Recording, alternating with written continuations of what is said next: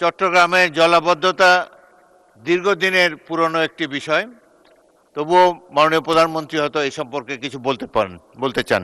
মাননীয় প্রধানমন্ত্রী। জি, ধন্যবাদ মাননীয় স্পিকার। মাননীয় সংসদ সদস্য, আপনি যেই সমস্যাটি বলেছেন, কালকে থেকে আমিও দেখেছি সংবাদ মাধ্যমে যে অতি বর্ষণের কারণে বিভিন্নভাবে চট্টগ্রাম শহরের বেশ একটি বড় অংশ তলিয়ে গিয়েছে বা মানুষ কষ্ট পাচ্ছে। মাননীয় স্পিকার, এই সমস্যাটি শুধু চট্টগ্রামে নয়, এই সমস্যাটি বলা যায় সারা দেশেই ছড়িয়ে আছে। এটির সাথে আমাদের অনেক কিছু নির্ভর করছে।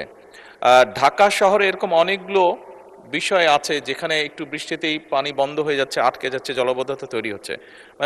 মাননীয় স্পিকার, এটি অনেক দিনের সমস্যা আমাদের। মাননীয় সংসদ সদস্য বলেছেন বিদেশি বিশেষজ্ঞ বা দেশীয় বিশেষজ্ঞ। আমার মনে হয় মাননীয় স্পিকার, এই বিষয়ে একজন রাজনীতিবিদ, একজন বিশেষজ্ঞ ছিলেন। উনি হচ্ছেন শহীদ রাষ্ট্রপতি জিয়াউর রহমান, যিনি সমগ্র বাংলাদেশে খাল খননের মাধ্যমে যেমন পানির রিজার্ভার তৈরি করেছিলেন, একইভাবে বন্যা বা জলবদ্ধতাও দূর করেছিলেন।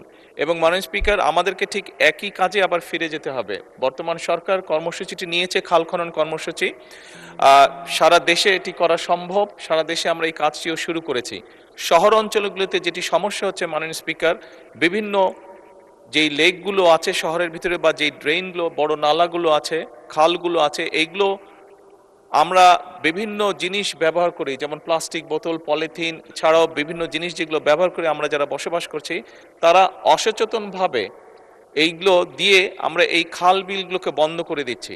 সরকার বিভিন্ন জায়গায় খাল খননগুলো করছে, এই ড্রেনগুলোকে ক্লিন করার চেষ্টা করছে। ঢাকা শহরে কয়েকটি করা হয়েছে, এর মধ্যেও বিভিন্ন ডিপার্টমেন্ট। কিন্তু 7 থেকে 10 দিনের মধ্যে গিয়ে মাননীয় স্পিকার আমরা দেখছি যে আবার মানুষজন অসচেতনভাবে এগুলোতে বিভিন্ন ময়লা ফেলে জিনিসগুলোকে ব্লক বা ময়লা করে দিচ্ছে।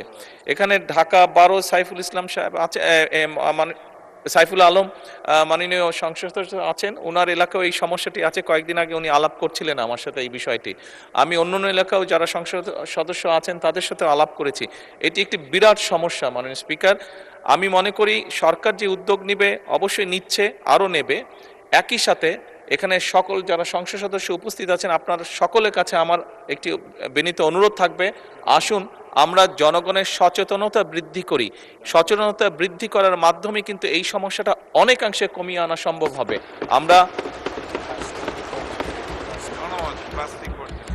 আমরা জনমত তৈরি করার মাধ্যমেই, সচেতনতা তৈরি করার মাধ্যমে অনেকাংশে এই সমস্যাটার সমাধান করতে পারবো। প্লাস্টিক বোতল বা পলিথিন বা আরও এই ধরনের যেগুলো আসে দ্রব্য আছে, যেগুলো দিয়ে ড্রেন বা নালাগুলো বা খালগুলো ব্লক হয়ে যায়, এগুলা কিভাবে আমরা ব্যবহার কমাতে পারি, অথবা ব্যবহার করার পরে এগুলোকে প্রপারলি কিভাবে ডিসপোজ করতে পারি, এই বিষয়ে জনসচেতনতা বৃদ্ধি করতে হবে। এটি সরকারের পক্ষ থেকে উদ্যোগ নেওয়া হচ্ছে মাননীয় স্পিকার। কিন্তু আমরা সংসদ সদস্য যারা, আমি মনে করি আমাদের একটি নৈতিক দায়িত্ব আছে এই বিষয়ে জনগণকে সচেতন করার। একই সাথে আমি মাননীয় সংসদ সদস্যকে বলতে চাই যে এরই মধ্যে চট্টগ্রাম সিটি কর্পোরেশনের যে প্রশাসক আছে, ওনার সাথে আমার কথা হয়েছে। উনি এর মধ্যেই চেষ্টা করছেন, কিন্তু এখন তো এটা অনেক বড় একটা ওয়াটার লগ হয়ে গিয়েছে, স্বাভাবিকভাবে একটু সময় লাগবে। এই কষ্টের জন্য আমি আমার অবস্থান থেকে চট্টগ্রাম শহরে বসবাসকারী সকল নাগরিকের কাছে আন্তরিকভাবে দুঃখ প্রকাশ করছি। আমরা চেষ্টা করছি যত